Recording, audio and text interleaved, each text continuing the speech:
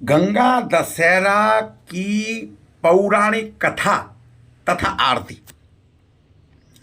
गंगा दशहरा एक महत्वपूर्ण हिंदू त्योहार है जो ज्येष्ठ शुक्ल दशमी को मनाया जाता है। इस दिन मां गंगा धरती पर अवतरित हुई थी और इस घटना को गंगा दशहरा के रूप में मनाया जाता है। इस कथा में राजा भागीरथ ने कठोर तपस्या करके मां गंगा को धरती पर लाने की प्रार्थना की थी। पौराणिक कथाओं के अनुसार राजा सगर के 60,000 पुत्र थे, जिन्हें सगर ने अपनी प्रजा को अनुशासित करने के लिए धरती पर दफना दिया था। साथ में उनके पुत्रों की आत्माओं को मुक्त दिलाने के लिए राजा भागीरथ ने कठोर तपस्या की।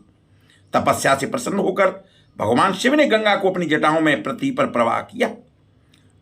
इससे उन पुत्रों की आत्माओं को मोक्ष प्राप्त हुआ और इसलिए गंगा दशहरा को गंगा अवतरण दिवस के रूप में मनाया जाता है। इस दिन गंगा में स्नान करना बहुत ही महत्वपूर्ण और बहुत ही शुभ माना जाता है। इस दिन पितरों के लिए तर्पण किया जाता है, जिससे उन्हें मोक्ष प्राप्त होता है। गंगा दशहरा एक शुभ दिन है और इस दिन पूजा पाठ और दान पुण्य करना शुभ माना जाता है। यह दिन भगवान शिव और मां गंगा की कृपा प्राप्त करने के लिए एक अच्छा समय है। गंगा दशहरा की संपूर्ण कथा। भगवान श्री राम का जन्म अयोध्या के सूर्य वंश में हुआ था। चक्रवर्ती महाराज सगर उनके पूर्वज थे। उनकी केसनी और सुमति नाम की 2 रानियां थीं। केसनी के पुत्र का नाम असमंजस था और सुमति के 60,000 पुत्र थे।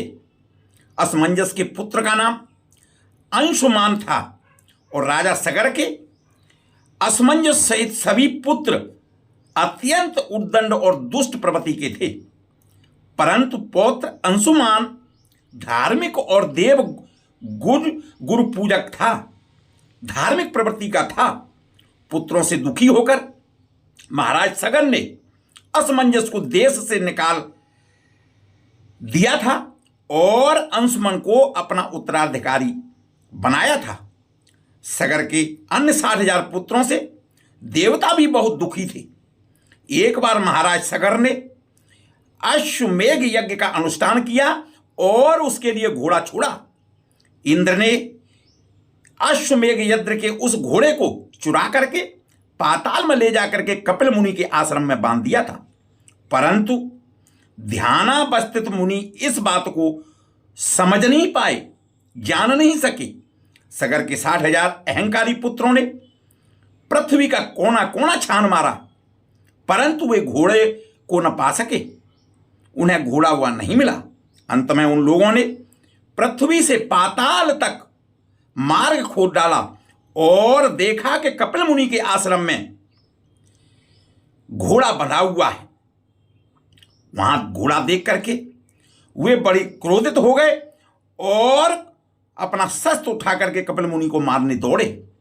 तपस्या में बाधा पड़ने से मुनि ने अपनी आंखें खोली और वो यह दृश्य देख करके चकित रह गए। उनके तेज से सगर के 60,000 उद्दंड पुत्र तत्काल ही वहां भस्म हो गए। गरुड़ के द्वारा इस घटना की जानकारी मिलने पर अंशुमान कपिल मुनि के आश्रम में आए तथा उनकी पूजा अर्चना और स्तुति की। कपिल मुनि उनके विनय से प्रसन्न होकर के बोले, अंशुमन, घोड़ा ले जाओ और अपना पिता मह का यज्ञ पूरा कराओ। ये सगर पुत्र उद्दंड, अहंकारी और अधार्मिक थे। इनकी मुक्ति तभी हो सकती थी जब गंगा जल से इनकी राख का स्पर्श हो। अंशुमान ने घोड़ा ले जाकर के अपने पिता महाराज सगर को यज्ञ पूरा कराया और महाराज सगर के बाद अंशुमन राजा बने। परंतु उन्हें अपने चाचाओं की मुक्ति की चिंता बनी रही।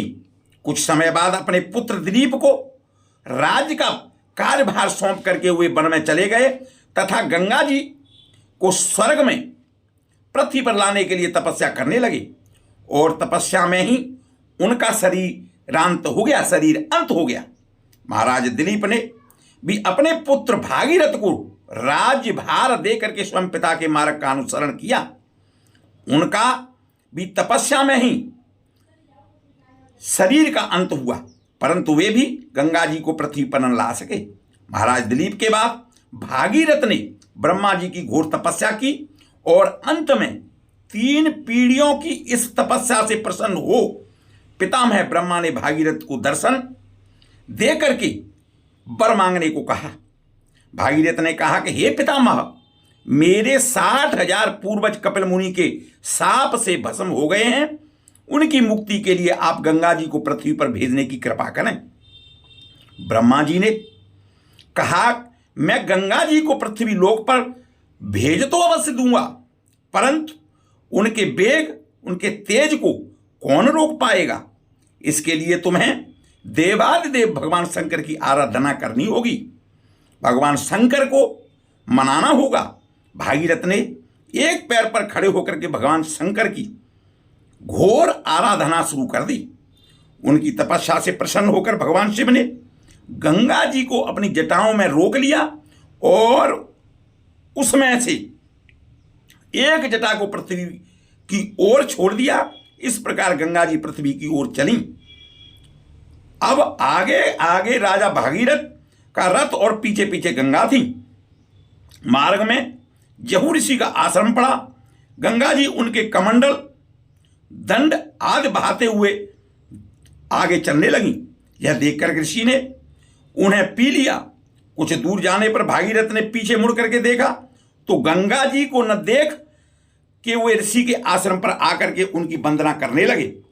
प्रसन्न होकर के ऋषि ने अपनी पुत्री बनाकर गंगा जी को दाहिने कान से निकाल दिया। इसलिए देवी गंगा जाह्नवी नाम से भी जानी जाती है। भागीरथ की तपस्या से अवतरित होने के कारण उन्हें भागीरथी भी कहा जाता है। इसके बाद भगवती भागीरथी गंगा जी मार्ग को हरा भरा सस्य और श्यामल करते हुए कपिल मुनि के आश्रम में पहुंची, जहां महाराज भागीरथ के 60,000 पूर्वज भस्म की ढेर बड़े पड़े थे। गंगा जी के स्पर्श मात्र से वे सभी दिव्य रूपधारी हो और दिव्य लोक को चले गए। गंगा के जल से सगर पुत्रों की आत्मा को मोक्ष मिला और तभी से इस दिन को गंगा दशहरा के रूप में मनाया जाता है। इस दिन गंगा स्नान, दान और व्रत का बहुत महत्व है। कहा जाता है कि इस दिन गंगा के स्नान करने से 10 प्रकार के पाप नष्ट हो जाते हैं, इसलिए इसे दशहरा कहा जाता है। भक्त गंगा जल से अपना पाप धोने और जीवन को शुद्ध करने के लिए कामना करते हैं। इस दिन भक्त पवित्र नदी में स्नान करने के लिए जल्दी उठते हैं। ऐसा माना जाता है कि यह अभ्यास सभी पापों को धो देता है। जो लोग पवित्र नदी की यात्रा करने से असमर्थ हैं, वे घर पर नहाने के पानी से गंगा जल मिला लें और पूजा के चरणों में माँ गंगा फूल, दीपक और धूप चढ़ाना और विशेष रूप से वाराणसी के दशाश्वमेध घाट पर भव्य गंगा आरती के भाग लेना शामिल है। लोग जरूरतमंदों को भोजन, कपड़े और पैसे के दान करते हैं। ध्यान और गंगा स्रोत का पाठ किया जाता है। इसे गंगा दशहरा क्यों कहा जाता है? क्योंकि गंगा दशहरा के दिन गंगा नदी में स्नान करने से व्यक्ति के 10 प्रकार के पापों से मुक्ति मिलती है। ये 10 पाप हैं: शरीर, मन, वाणी, क्रोध, लोभ, ईर्ष्या, निंदा, हिंसा, चोरी जैसे दोष इसमें शामिल हैं। ये 10 पापों से मुक्ति मिलती है, इसलिए इसका नाम गंगा दशहरा कहा जाता है। बोलो गंगे मैया की जय, बोलो गंगा दशहरा की जय। माता गंगा की आरती। बोलो गंगा मैया की जय। नमामि गंगे तव पाद पंकजं सुरेह वंदित दिव्य रूपम भक्तिं मुक्ति च ददासि नित्यं भवानुसारेण सदा नराणाम्। हर हर गंगे जय माँ गंगे, हर हर गंगे जय माँ गंगे।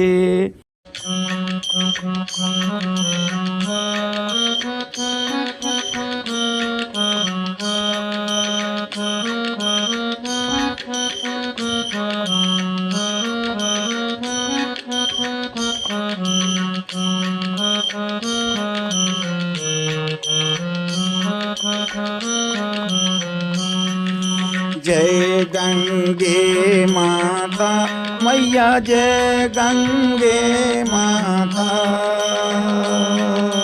जय गंगे माँ बोलो, जय गंगे माता, ओम जय गंगे माता।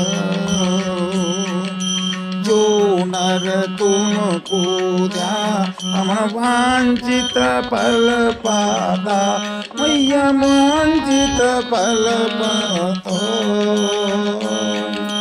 जय गंगे माँ बोलो, जय गंगे माँ बोलो, जय गंगे माता, ओम जय गंगे माता। चंद्र ज्योति कुमारी जल निर्मल आता, मैया जल निर्मल आता। शरण पड़े जो तेरी, शरण पड़े जो तेरी, सोनर तरजत, ओम जय गंगे माता। पुत्र सागर के तारे, ये सब जग को ज्ञात, मैया सब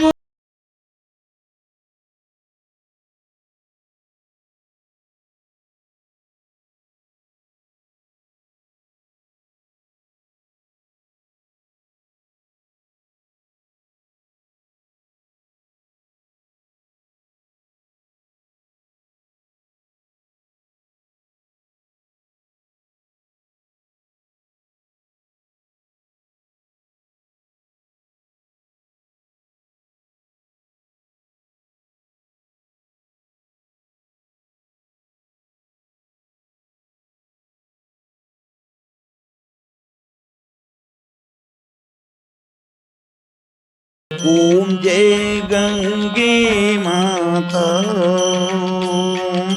आरती माता तुम्हारी, जो नर नित गाता, मैया जो नर नित गाता। दास वही सहज में, दास वही सहज में, मुक्ति को पाता। ओम जय गंगे माता, जय गंगे माता, मैया जय गंगे माता। जो नर तुमको ध्याता, जो नर तुमको ध्याता, मन वांछित फल पाता। ओम जय गंगे माता। बोलो गंगा मैया की जय, बोलो शंकर भगवान की जय। गंगा स्तुति। गंगम पारि मनोहारि मुरारि चरणच्युतम त्रिपुरारि, शिरश्चारि पापहारि पुनस्तु मामहु।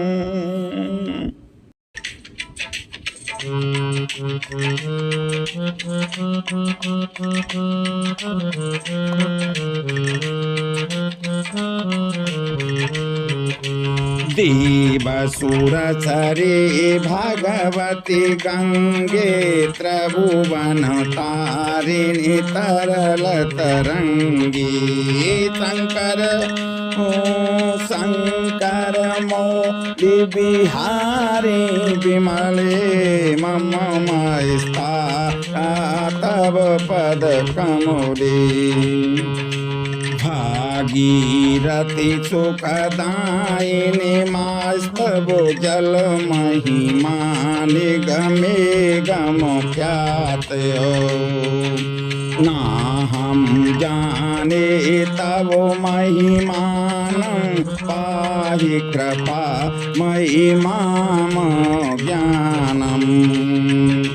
हरिपद पाद तरंगिणी गंगे, हर पद पा हरि पद पादयत्रंगिणी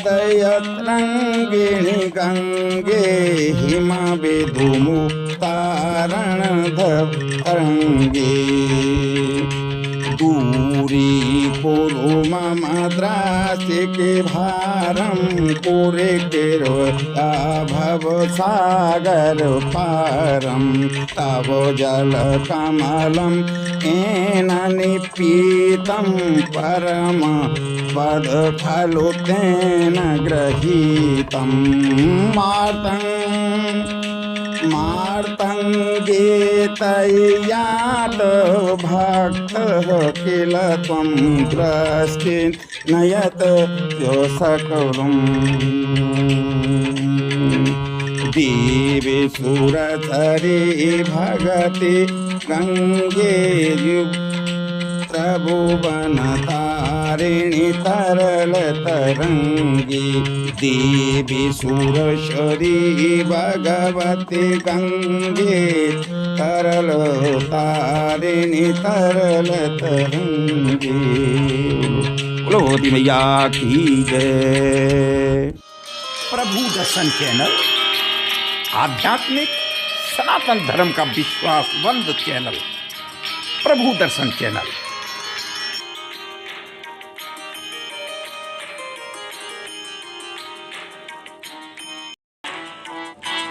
नमो राघवाय। प्रभु दर्शन चैनल पर इस प्रकार की जानकारियां, सनातन धर्म के प्रमुख ग्रंथों के बारे में जानकारी। सनातन धर्म के प्रमुख ग्रंथ दो भागों में विभाजित हैं, श्रुति और स्मृति, जिनमें गीता, रामायण, महाभारत, वेद, वेदों में ऋग्वेद, यजुर्वेद, सामवेद और अथर्ववेद, पुराण, स्मृतियाँ, उपनिषद, आगम शास्त्र, भारतीय दर्शन के 6 अंग, साख्ययोग, न्याय, वैशेषिक, मीमांसा और वेदांत की विस्तृत जानकारी।